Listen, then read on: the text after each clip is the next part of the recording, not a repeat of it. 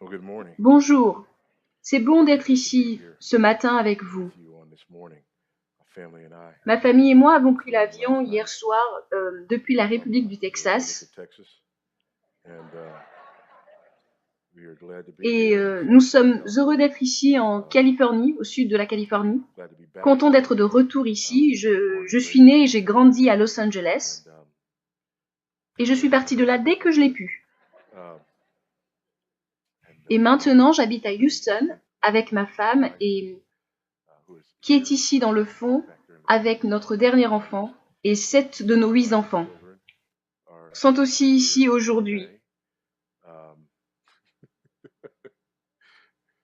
somebody was over there waving. Don't worry about it. Nous sommes très contents d'être We're ici. glad to be here. And if you Et want si to vous le pray voulez for bien, us, priez pour nous. um, Nous avons encore we quelques had jours ici, quelques jours à passer several days ici. here and planned to spend Cela avait déjà été prévu il y a un moment several que days nous here, passions planned ces it a jours long ici. time ago, Et nous ne savions pas and que nous recevrions l'appel de l'agence d'adoption. Et de fait, nous allons adopter notre 9e bébé dans une question de jours, après être partis d'ici.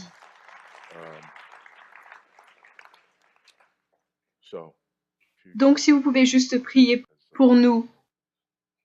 9 enfants. C'est merveilleux.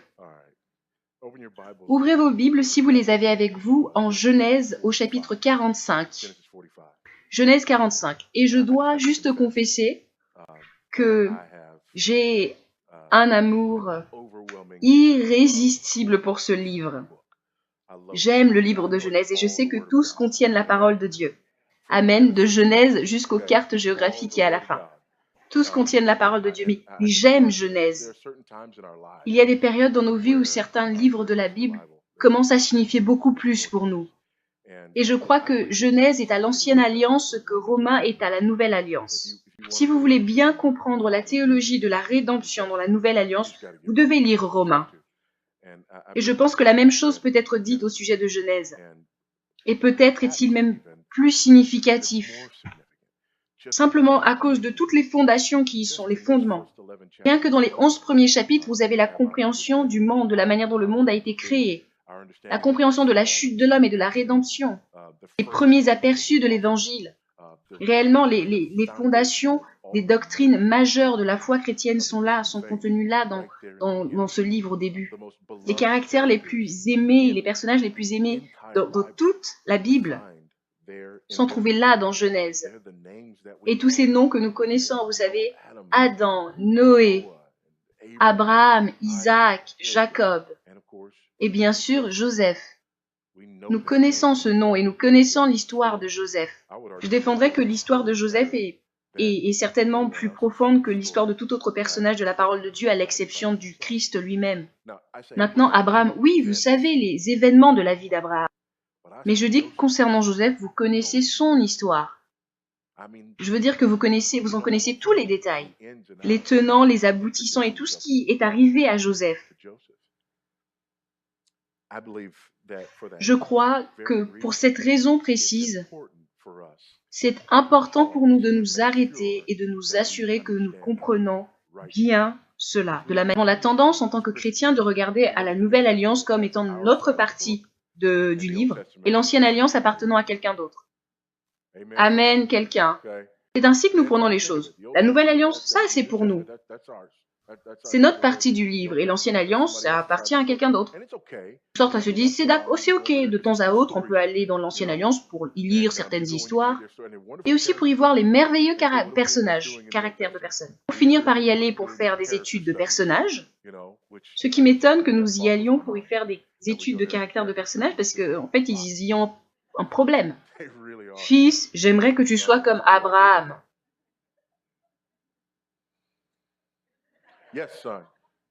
Oui, monsieur. Donc, si j'ai une femme, je devrais dire qu'elle est ma sœur, de sorte qu'elle... Non, ça tu ne prends pas, tu ne fais pas ça. Fils, j'aimerais que tu sois comme... Ou alors, choisissez n'importe lequel des personnages de l'Ancienne Alliance. Et je n'aimerais pas être comme eux. Pourquoi vouloir y trouver des caractères alors que nous avons le caractère du Christ? Ou alors nous y allons juste pour essayer de trouver des histoires et des morales et de moralité. Comme des fables, vous savez. Cette personne a fait ceci et ça s'est bien terminé pour elle, donc toi aussi fais cela. De sorte que nous vivions nos vies en appliquant cela, mais ça ne se passe pas bien pour nous. Alors qu'est-ce qui se passe? Mais nous étions dans l'erreur. J'aimerais que nous comprenions que l'intégralité de la Bible et de la littérature chrétienne qui appartient aux chrétiens, l'intégralité, pas seulement la partie droite du livre. Je me souviens en tant que nouveau croyant, alors que je n'ai pas grandi dans l'église, j'ai été élevée par une mère adolescente qui était bouddhiste, dans un endroit infesté par des gangs à Los Angeles, et je n'avais jamais entendu l'évangile avant ma première année à l'université. Et lorsque j'ai commencé à lire la Bible, sincèrement, j'ai cru que le Dieu dans la partie gauche du livre était différent de celui de la partie droite. Et quelquefois, je n'arrivais simplement pas à faire le lien entre ces choses, ces descriptions dans l'Ancienne et dans la Nouvelle Alliance. Et je suis arrivée à comprendre et apprécier la vérité selon laquelle il y a une seule histoire de rédemption tout le long de la Bible. Et cela change votre manière de regarder à l'Ancienne Alliance. Je suis reconnaissant envers Dieu pour cela. Vous voyez en Genèse 45, de la même manière que Jésus a dit que Moïse a écrit, il a parlé de moi, Moïse a écrit le livre de Genèse, et il est question de Jésus dans Genèse. Ce n'est pas moi qui l'ai écrit, je ne fais que délivrer l'information. Si Jésus dit qu'il est question de lui, alors il est question de lui.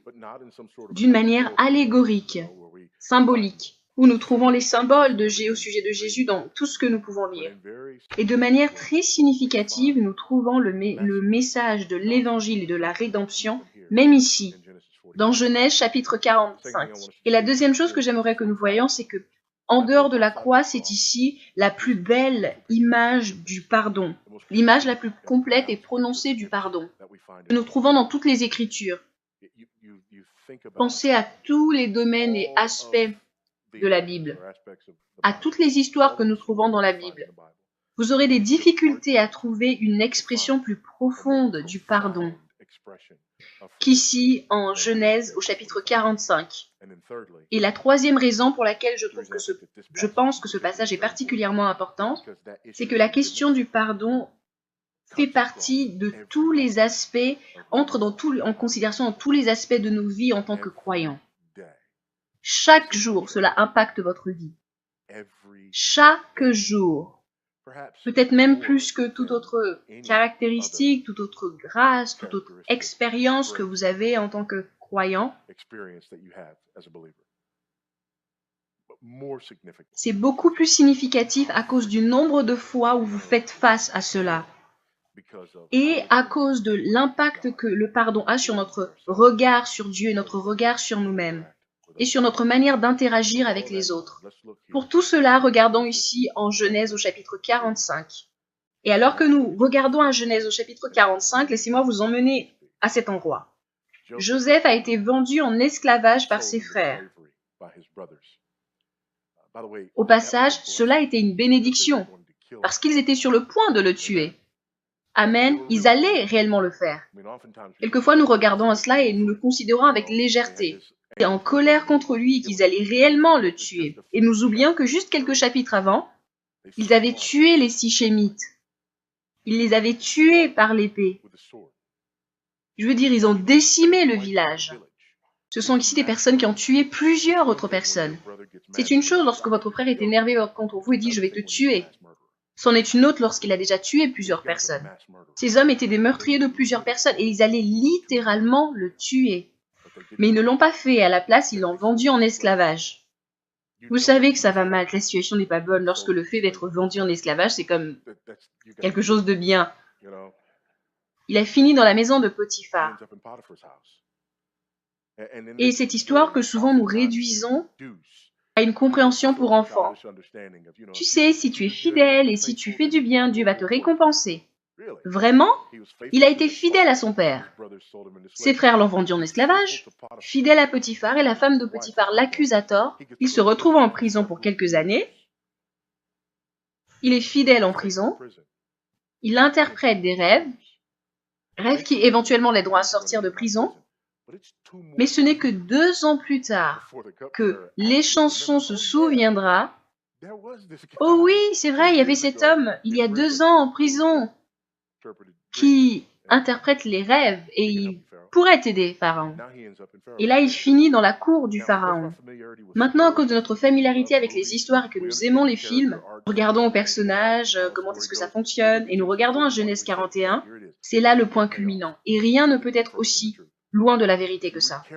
Si vous lisez attentivement dans Genèse 41, lorsque Joseph se tient devant Pharaon, si vous lisez attentivement, ce que vous découvrirez, c'est que chaque aspect de la relation entre Joseph et le Pharaon que Moïse révèle en Genèse au chapitre 41 est réellement une perversion de ce qui est censé exister entre Joseph et Jacob.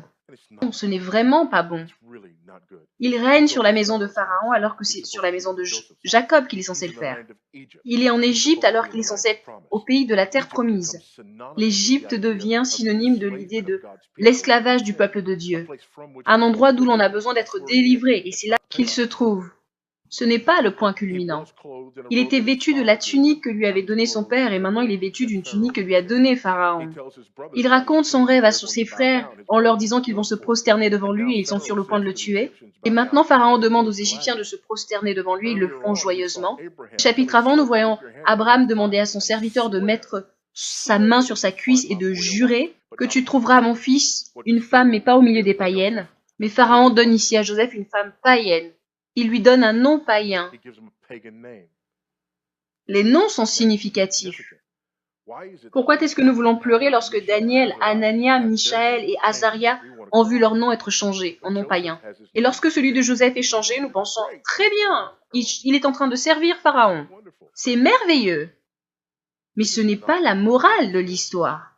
Genèse 41 n'existe pas afin que nous puissions dire à nos enfants « Écoutez, tiens bon là où tu es. Sers Dieu, fais confiance à Dieu. Et un jour, tu serviras un païen qui se prend pour Dieu. Tu seras loin de la communauté de l'Alliance, éloigné du peuple de Dieu. Tu auras une identité païenne, une femme païenne et un nom païen vivant dans un pays païen. Et tu pourras dire merci Seigneur. Vraiment? Je ne pense pas. Et donc, si le chapitre 41 n'est pas le point culminant, où est-ce que nous avons ce point culminant? Je pense que c'est au chapitre 45. Lisez avec moi si vous le voulez en commençant au verset 1. Joseph a mis à l'épreuve ses frères, les a renvoyés et ils sont revenus avec Benjamin. Il les a éprouvés encore. Il était sur le point de garder Benjamin et Judas s'est proposé pour être un substitut de sorte que Benjamin puisse rentrer auprès du Père qu'il aime. Merveilleuse image de la rédemption et de l'expiation que nous avons en Christ, qui s'offre lui-même de sorte que son Père peut manifester son amour envers ses frères qu'il aime, et Joseph ne peut plus le supporter. Joseph ne pouvait plus se contenir devant tout ce qui l'entourait. Il s'écria « Faites sortir tout le monde !» Et il ne resta personne avec Joseph quand il se fit connaître à ses frères. Il éleva la voix en pleurant. Les Égyptiens l'entendirent et la maison de Pharaon l'entendit. Joseph dit à ses frères, « Je suis Joseph. Mon père vit-il encore ?» Mais ses frères ne purent lui répondre, car ils étaient troublés en sa présence. Il y a tellement ici. Il est dépassé. Il se fait connaître de lui-même à ses frères qui ne le reconnaissent pas. Tout ce qu'ils savent, c'est qu'il est cet Égyptien puissant. Ils savent qu'ils ont été accusés de vol. Ils savent que cet homme a l'autorité de prendre leur vie. Mais il ne va pas le faire, il va seulement garder l'un d'entre eux en prison. Pour toujours. Et maintenant il dit, les garçons, c'est moi. Loin d'être soulagé, ça c'est encore plus terrifiant. Parce que s'il n'est seulement que cet Égyptien, tout ce qu'il a contre eux, c'est le fait d'avoir éventuellement volé quelques graines et d'avoir pris la coupe.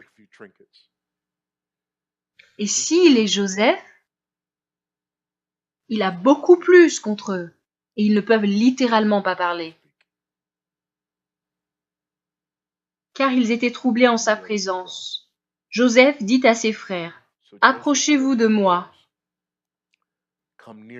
Et ils s'approchèrent, et il dit, « Je suis Joseph, votre frère, que vous avez vendu pour être mené en Égypte. Maintenant, ne vous affligez pas et ne soyez pas fâchés de m'avoir vendu pour être conduit ici, car c'est pour vous sauver la vie que Dieu m'a envoyé devant vous. » Joseph nous donne maintenant un aperçu de sa théologie. Voilà 2 ans que la famille est dans le pays. Et pendant 5 années encore, il n'y aura ni labour ni moisson. Dieu m'a envoyé devant vous pour vous faire subsister dans le pays et pour vous faire vivre une grande délivrance. Ce n'est donc pas vous qui m'avez envoyé ici, mais Dieu.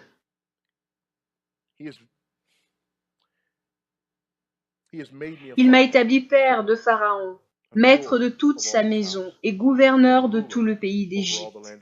Hâtez-vous de remonter auprès de mon père, et vous lui direz, « Ainsi a parlé ton fils Joseph. Dieu m'a établi seigneur de toute l'Égypte. Descends vers moi, ne tarde pas. Tu habiteras dans le pays de Goshen, et tu seras près de moi, toi, tes fils et les fils de tes fils, tes brebis, tes bœufs et tout ce qui est à toi. Là je te nourrirai car il y a encore 5 années de famine, et ainsi tu ne périras point, toi, ta maison et tout ce qui est à toi. Vous voyez de vos yeux, et mon frère Benjamin voit de ses yeux, que c'est moi-même qui vous parle. Racontez à mon père toute ma gloire en Égypte, et tout ce que vous avez vu, et vous ferez descendre ici mon père au plus tôt. » Il se jeta au cou de Benjamin son frère et pleura, et Benjamin pleura sur son cou. Il embrassa aussi tous ses frères en pleurant. Après quoi, ses frères s'entretinrent avec lui. Vous savez, nous utilisons ce mot avec trop de légèreté, mais ça, c'est impressionnant. Presque incompréhensible. Après ce qu'ils lui ont fait, ils lui ont fait ce qui était impensable, ce qui était indicible. Et il libère le pardon. Je l'ai dit avant et je le redis encore. Je crois que c'est en dehors de la croix la plus belle image de pardon que nous avons dans toute la Bible. Laissez-moi dire certaines choses afin que nous comprenions à quoi nous avons affaire. En premier, j'aimerais définir le pardon pour vous, parce que beaucoup d'entre nous luttons avec le pardon parce que nous ne savons pas ce que cela signifie. Et cela a d'énormes implications dans notre vie spirituelle et pour nos relations. Écoutez ceci de la part de Jean Calvin. D'abord, qu'est-ce que le pardon, si ce n'est le don d'une complète libéralité? Il n'est pas dit au créancier de pardonner lorsqu'il déclare accorder l'acquittement quand l'argent lui a été payé, mais lorsque, sans aucun paiement, par une gentillesse volontaire, il efface, il remet la dette. Le pardon, c'est remettre, effacer la dette. Il utilise ce terme parce que nous avons peut-être même besoin d'utiliser des termes commerciaux pour comprendre ce que le pardon implique. C'est l'annulation de la dette. Pardonner signifie que tu n'as pas à payer. Vous savez, j'ai ici mon iPad. Il y a une personne qui vient, qui prend mon iPad, qui le bouscule et qui le casse. Et je regarde à cette personne après qu'elle ait cassé mon iPad et je lui dis « Hé, je te pardonne, je le fais réellement. 800 $ ou alors va m'en trouver une autre et ensuite on sera OK. » Je n'ai pas pardonné. Je n'ai pas pardonné. Pourquoi? Parce que je te fais payer. Je n'ai pas annulé la dette, je te fais payer. Je n'ai pas pardonné. Mes paroles ne suivent pas, mes paroles sont vides. Voyez-vous, souvent lorsque nous disons « je te pardonne », ce que nous disons c'est que je ne vais pas m'en prendre à toi. Littéralement, c'est ce que nous voulons dire. Je ne vais pas exploser contre toi, je ne vais pas te frapper. Je le veux, mais je ne vais pas le faire maintenant. Toutefois, je vais te punir de manière significative. Voyez-vous ce qui se passe lorsque nous en arrivons avec ce modèle transaction? Nous ne parlons plus ici de finances. À quoi est-ce que cela ressemble pour moi de faire payer à quelqu'un? Pour moi de ne pas pardonner? Eh bien, plusieurs choses. Qu'en est-il de priver cette personne de mon temps et de mon attention? Je te pardonne, mais je ne veux tout simplement pas être près de toi. Je te pardonne, mais je ne te parle tout simplement pas. Les situations entre mari et femme. Je te pardonne, mais je retiens juste mon affection. Si vous ne pouvez pas dire Amen, vous devez dire Ouch. Ça, ce n'est pas le pardon, c'est le contraire du pardon. Vous êtes en train d'être punitif envers cette personne, vous êtes en train de lui faire payer, ce qui signifie que vous n'avez pas pardonné. Ou alors priver les parents de l'honneur et du respect qui leur est dû. Je te pardonne. Je ne vais pas t'honorer ni te respecter. Tu as perdu cela. Encore une fois, tu n'es pas en train de pardonner à ce moment-là. Priver un enfant de son héritage. N'est-ce pas ce que nous voyons entre Jacob et Ruben? Et il y a des gens qui font ça, qui ne pardonnent pas à leurs enfants. Ils disent qu'ils ont pardonné, mais ensuite ils les punissent. J'ai quelque chose que tu veux, quelque chose dont tu as besoin, quelque chose que tu attends. Tu ne l'auras pas. Punition. Refuser de reconnaître les accomplissements, les réussites ou encore les occasions spéciales dans la vie des autres. Ma mère était méchante avec moi. Ma mère n'était pas une bonne mère. Et devinez ce que je vais faire? Je vais le lui faire savoir en ne lui envoyant pas une carte pour son anniversaire. Tu n'as pas pardonné. Mes parents n'étaient pas de bons parents. Je vais mépriser leur fête d'anniversaire et je vais me présenter pour aller fêter la retraite de quelqu'un d'autre. Ce qui revient à leur faire payer. Je vais vous faire payer. Je ne vais pas leur envoyer les photos de leurs petits-enfants. Je suis en train de te faire payer. Je ne viendrai pas te rendre visite, car je te fais payer. Je ne t'appellerai pas, car je te fais payer. Ça, c'est le manque de pardon. Bien que je dise, je t'ai pardonné. Oh oui, je t'ai pardonné. Je te pardonne, mais voici comment tu vas payer. Vous dites cela des deux côtés de votre bouche.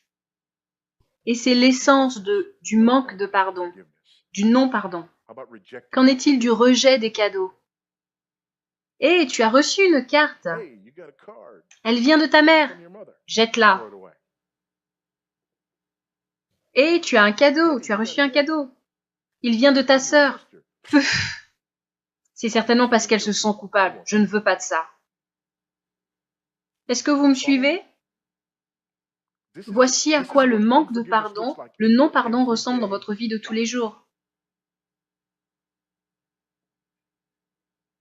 Se réjouir de la souffrance d'une autre personne. Tu m'as fait du mal et maintenant tu as un cancer. C'est ce que tu récoltes. Ça, c'est du non-pardon. Et c'est complètement et totalement hypocrite. Voyez-vous, lorsque vous ne pardonnez pas, il y a un certain nombre de choses qui ont lieu. Premièrement, c'est que vous êtes en train d'être désobéissant parce que vous avez été ordonné de pardonner. Éphésiens 4, verset 32, nous allons en parler dans un moment. Vous êtes dans la désobéissance, donc refuser de pardonner à quelqu'un, c'est un péché. Vous êtes en train de pécher contre Dieu, ce qui est quelque peu ironique, car vous êtes en train de pécher parce que quelqu'un a péché contre vous. Et vous trouvez que votre péché est justifiable parce qu'il est venu en second. Vous êtes comme un enfant qui dit « c'est lui qui a commencé en premier ». Voici le deuxième problème avec cela. Lorsque tu ne pardonnes pas un croyant, voici ce que tu es en train de dire à Dieu. Et ne me dis pas que tu ne le dis pas à Dieu, parce qu'en vérité, c'est ça que tu es en train de dire à Dieu. Cela ressemble exactement à ça. Écoute, Dieu, je sais que Jésus est mort à la croix à cause de ce que cette personne m'a fait. Cela est peut-être suffisant pour te satisfaire, mais je demande plus. La mort de Jésus-Christ n'est pas suffisante. Je crache sur la croix, l'œuvre de la croix. Ça ne peut pas payer pour ça. Meurs encore, Jésus, parce que ce que tu as fait n'était pas suffisamment bon pour couvrir, expier ce péché. Ils ont besoin de ta mort à la croix, plus mon traitement, ma manière de leur faire payer. Sans parole, silencieuse. Oh, je ferais mieux de commencer à pardonner aux croyants, pour ne garder le non-pardon que contre les non-croyants, les inconvertis. Vraiment? Les incroyants, les incrédules paieront éternellement pour leurs péchés en enfer. La colère de Dieu se déversera sur eux. De sorte que lorsque tu ne pardonnes pas un incroyant, voici ce que tu dis. Dieu, ta colère n'est pas suffisante. Cette personne ne mérite pas seulement l'éternité en enfer. Il mérite l'éternité en enfer, plus le fait que je ne réponde pas à leurs appels téléphoniques. Ça fera l'affaire. Et maintenant, le poids des deux côtés de la balance sera équilibré.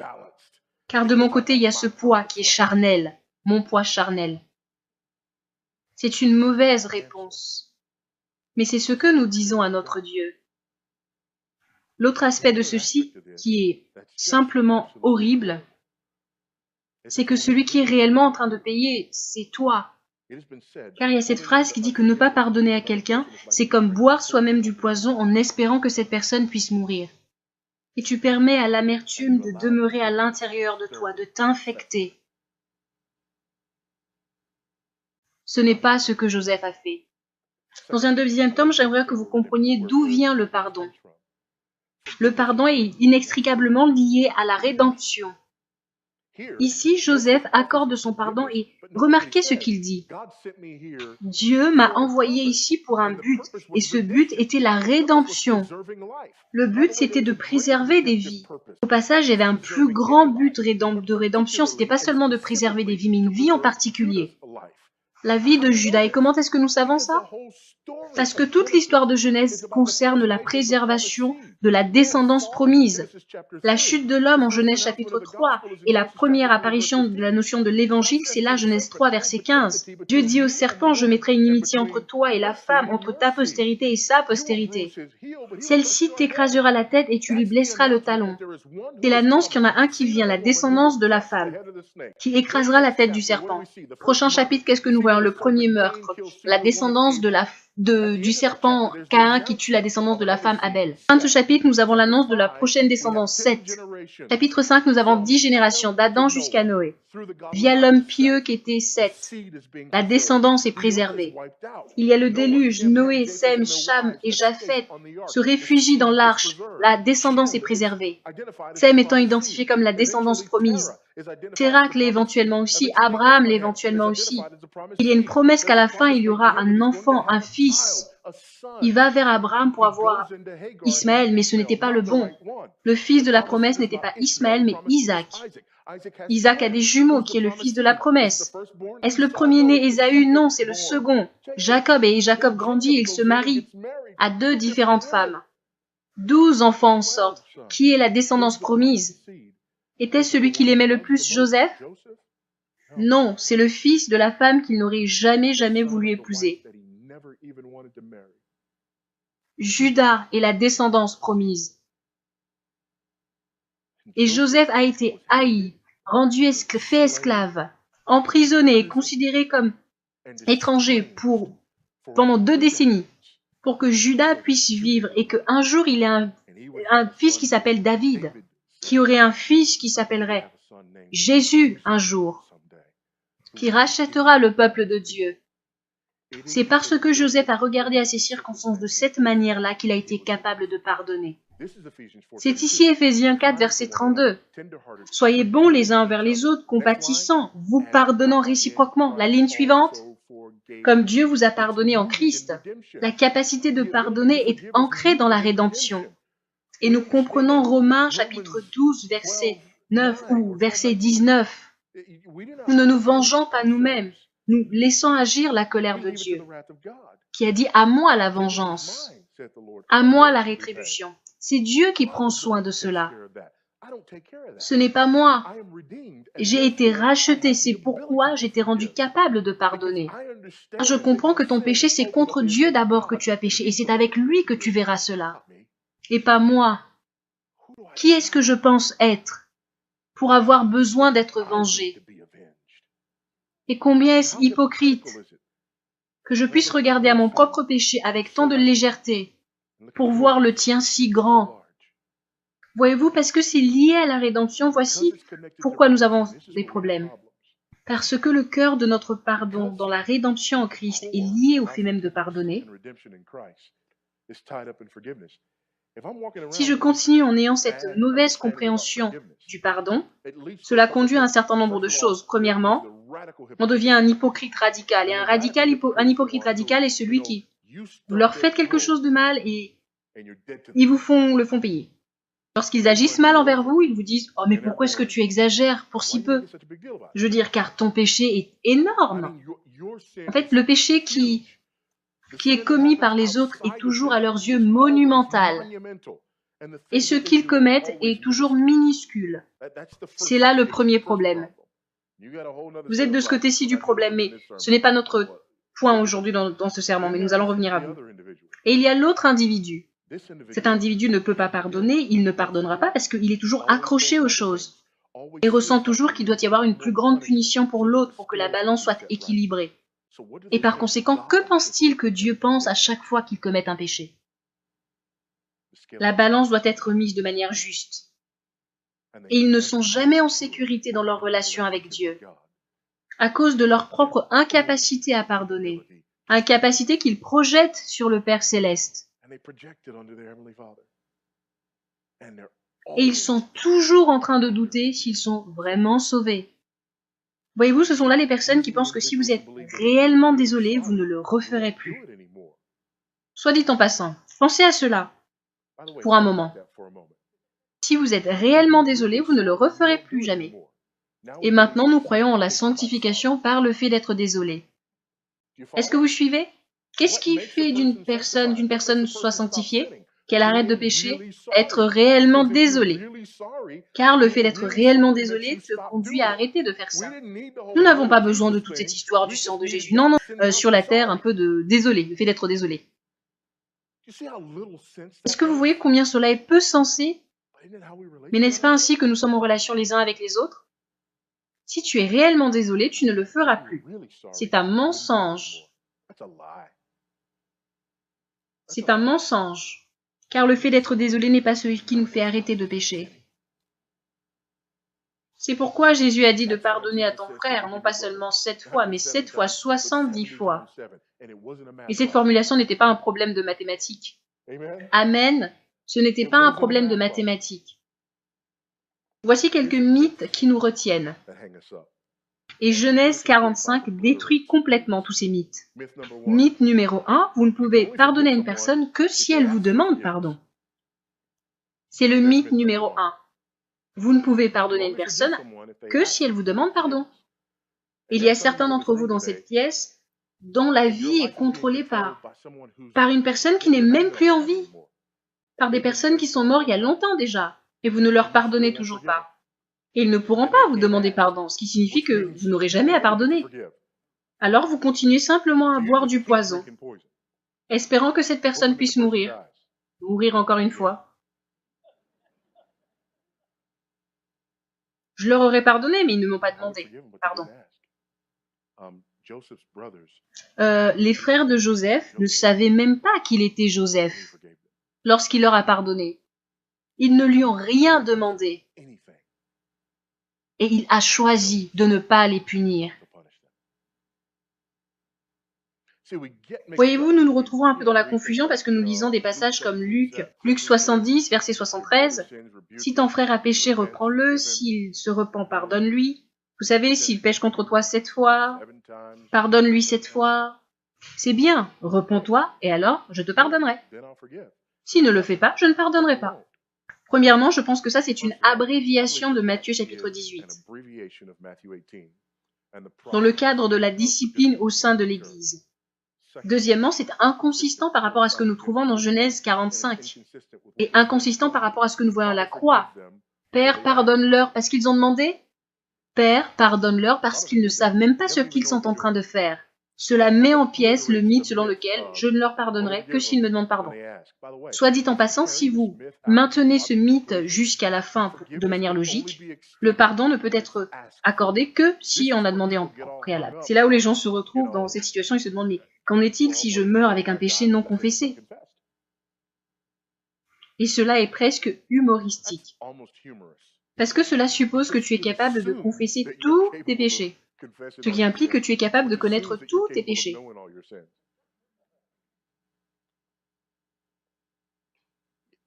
As-tu grandi mûri en Christ? Voici une des choses qui se produit alors que je grandis en Christ.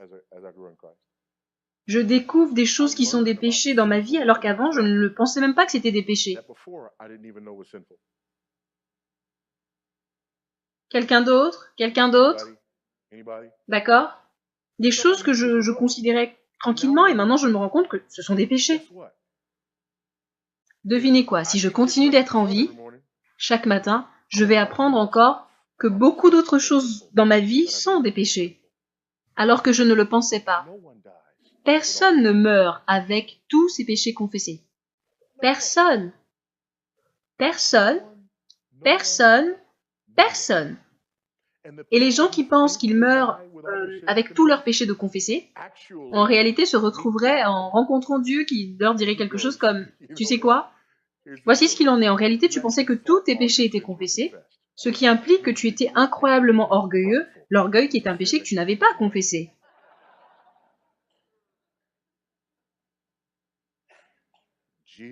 Jésus a tout payé. À lui, je dois tout. Le péché a laissé une tache cramoisie et il l'a lavé plus blanc que la neige.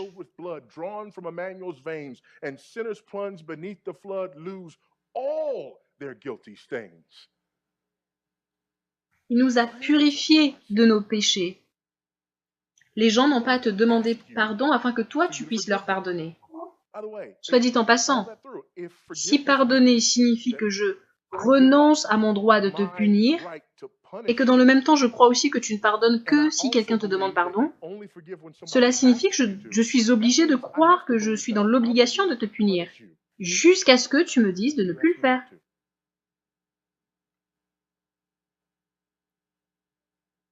Et comment est-ce que ça fonctionne pour vous? Un autre mythe, que le pardon nécessite l'oubli de l'offense. Vous savez, ce que j'aime, c'est que ce mythe-là aussi est complètement détruit dans ce texte. Joseph dit « Hey, je suis Joseph » et la première fois qu'il s'exprime, il dit « Comment va mon père ?» Et encore une fois, c'était pas très confortable pour eux, ça les a pas soulagés qu'ils le disent parce que c'était vraiment pas le moment. Il n'allait pas avoir une réponse à cette question-là.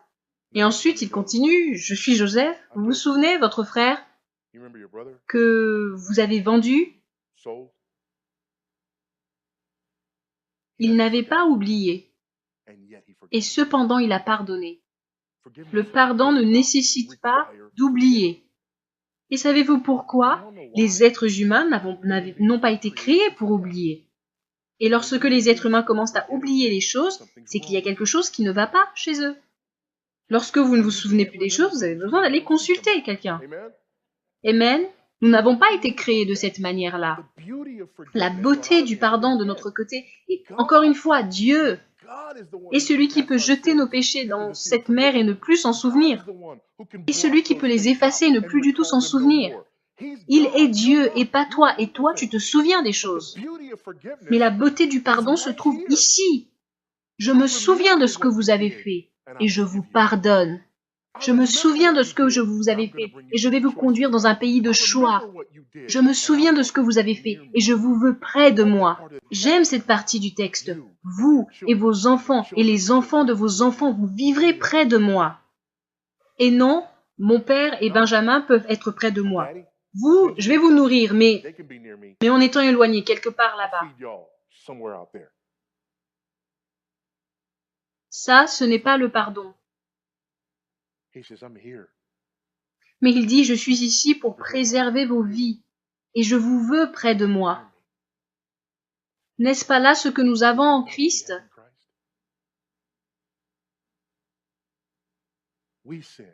Nous péchons, nous le méprisons, nous le rejetons. Il est mort à la croix pour nos péchés.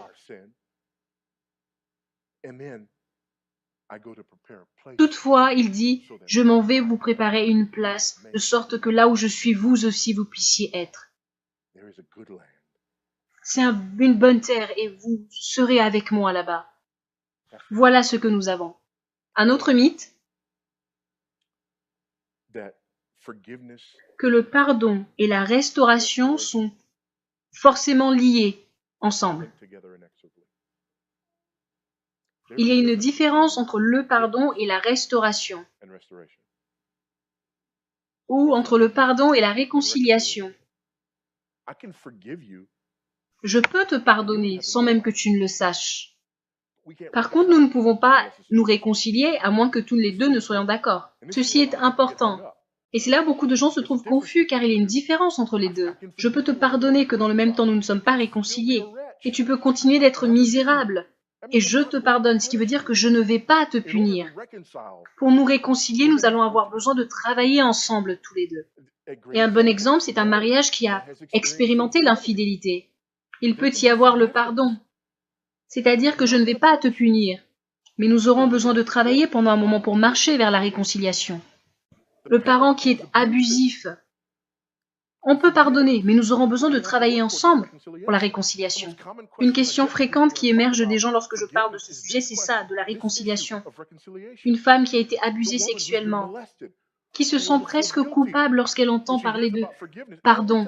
Et chaque fois qu'elle entend parler de pardon, elle se sent coupable. Pourquoi? Parce qu'elle pense que pour pardonner, tu dois oublier et que pardonner signifie forcément la réconciliation. Par conséquent, mon père, mon oncle, mon frère qui m'ont vu agresser sexuellement, et le fait que moi qui sois prudente par rapport à ma petite fille les concernant, ça veut dire que je n'ai pas vraiment pardonné. Oh, c'est faux! Il y a une différence entre le pardon et la réconciliation. Le non-pardon, c'est « tu n'auras aucune photo. Je vais te punir en retenant, ne te permettant pas cette relation à cause de ce que tu m'as fait. » Ça, c'est le manque de pardon. Tu peux pardonner et témoigner de l'honneur, du respect et même continuer à rester en contact. Cela ne signifie pas que tu ne puisses pas faire attention, prendre soin de ta fille.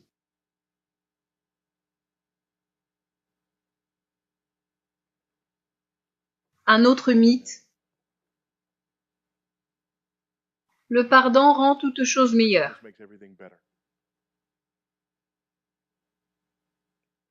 N'est-ce pas? C'est pourquoi il y a un accent qui est mis sur le fait de pardonner 7 fois, 70 fois. Si le pardon rendait toute chose meilleure, on ne retrouverait pas cette notion encore et encore et encore dans la Nouvelle Alliance. Pourquoi est-ce que le pardon ne rend pas toute chose meilleure? Parce que nous continuons de pécher. Et lorsque nous sommes ensemble les uns avec les autres, nous continuons de pécher les uns contre les autres, ce qui veut dire que nous continuons de nous pardonner réciproquement.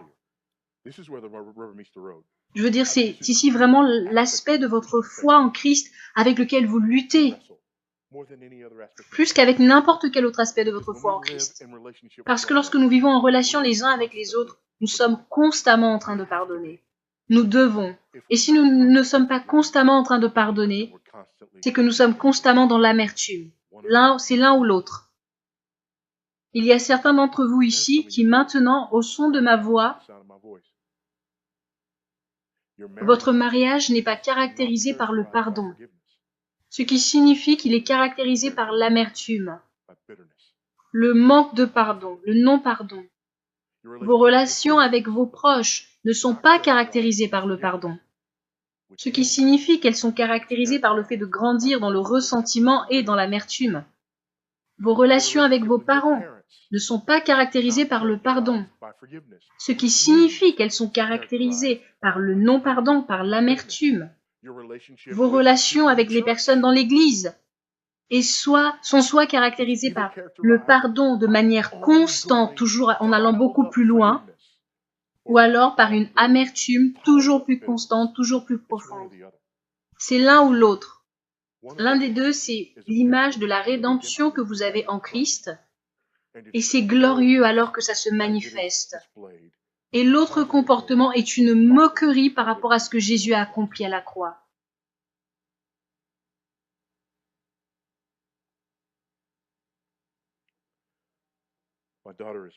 Ma fille est née. Je deviens père. Je me tenais là dans la salle d'accouchement.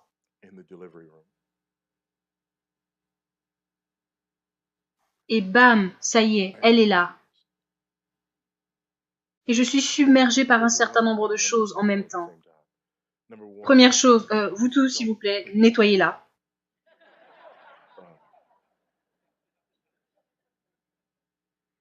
Chose numéro 2, donnez-la moi, juste maintenant. Donnez-la moi. Je porte ma petite fille. Et je pleure. Et je pleure à ce moment-là parce que tout d'un coup, pour la première fois de ma vie, je me sens abandonnée. La chose la plus étrange, Mon père m'a abandonné avec ma mère lorsque j'étais bébé. Je savais qui était mon père, je voyais mon père de temps à autre. Mais j'ai été élevée par ma mère et c'était dur pour elle de m'élever. Mais je ne m'étais jamais sentie abandonnée par mon père. Probablement parce que, dans les 2 dernières générations, tant du côté de ma femme que du mien, il y a eu 25 mariages, dont 22 divorces. Je n'avais rien vu d'autre. Et dans l'environnement où j'ai grandi, je peux vous citer les noms des garçons avec qui j'ai grandi, avec qui je jouais. Là, dans le voisinage, aucun d'entre eux n'avait un père qui vivait à la maison. Je ne savais pas à quoi cela ressemblait que pour un enfant d'avoir un père qui vivait à la maison. Cela m'était étranger. Alors je n'avais pas cette catégorie abandonnée parce que pour moi c'était ça la normalité. Mais ma fille naît alors que je l'ai dans mes bras, je ressens ce sentiment qui me dépasse. Tout d'un coup, il n'y a rien sur cette terre que Dieu a créée qui ferait que je puisse l'abandonner. Alors pourquoi est-ce que lui l'a fait? Juste là, à ce moment précis, ça n'avait jamais été aussi réel. Et je me suis sentie abandonnée par mon père. Comment est-ce qu'il a pu faire ça? Je veux dire, s'il ressent ce que j'ai ressenti à ce moment-là, comment est-ce qu'il a pu faire ça? Comment est-ce qu'il peut ne pas être présent dans ma vie? Et lorsque mon père s'est converti, devenu chrétien, et il a commencé à m'appeler tout le temps. Et ma femme m'a dit un jour, « C'était ton père, n'est-ce pas ?» J'ai répondu, « Oui, comment est-ce que tu le sais ?» Elle m'a dit, « Parce que tu ne parles à personne d'autre au téléphone comme tu lui parles à lui. » Et là, elle m'a dit quelque chose qui m'a fait quelque chose. Elle m'a dit, « C'est impressionnant que tu sois en train de faire de ton père un disciple de Jésus-Christ. »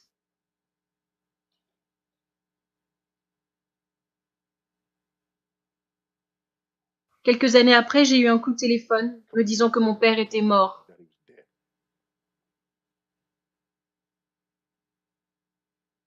Et tout ce dont je peux me souvenir, c'est la gratitude que j'avais, que Dieu m'ait donné, le temps qu'il m'a donné, au téléphone avec mon papa. Et combien reconnaissant j'étais qu'il m'ait épargné de ce que beaucoup de personnes expérimentent à ce moment-là. Savoir, j'avais l'opportunité, mais je voulais lui faire payer. Je voulais qu'il ressente ce qu'il m'a fait ressentir. C'est pourquoi je n'ai pas pris ses appels. Je ne suis pas allée lui rendre visite. Je n'ai pas considéré ses anniversaires. Je ne lui ai pas envoyé les photos des enfants. Je n'ai pas. Et maintenant il est parti et je ne peux plus le faire. J'étais reconnaissant que Dieu m'ait épargné de cela. Et c'était simplement sa grâce. Purement et simplement. Juste sa grâce.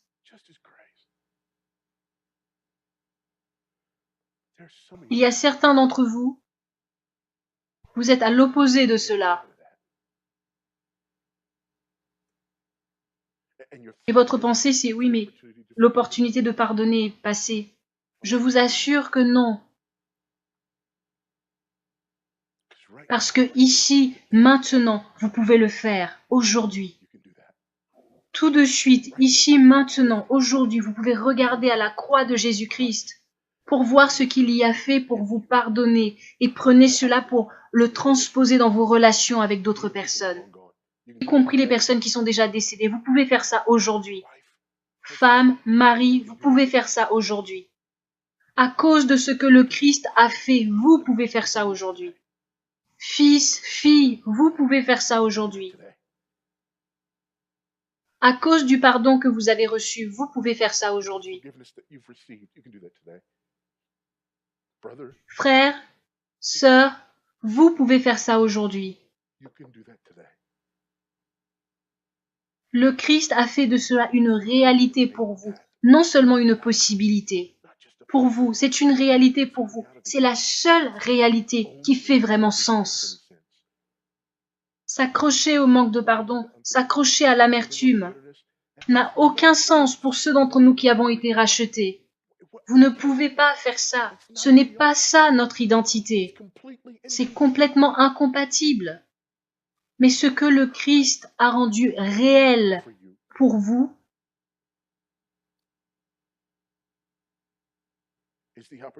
c'est l'opportunité de dire, à cause de ce qu'il a fait, le pardon est possible pour moi. Et ma prière pour vous est que ce soit cela que vous fassiez aujourd'hui.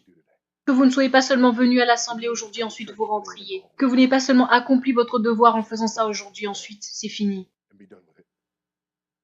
Mais qu'aujourd'hui vous embrassiez la réalité de ce glorieux évangile. Non pas seulement ce qu'il a fait en vous sauvant de la colère de Dieu, mais aussi ce qu'il a fait en vous sauvant du venin, du poison, du non-pardon. Prions.